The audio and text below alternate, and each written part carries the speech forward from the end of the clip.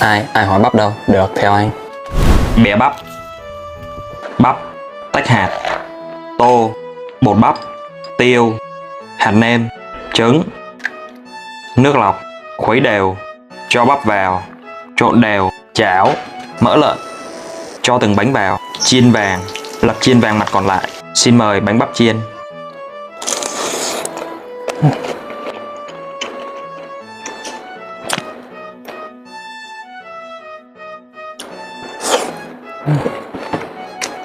Chín điểm.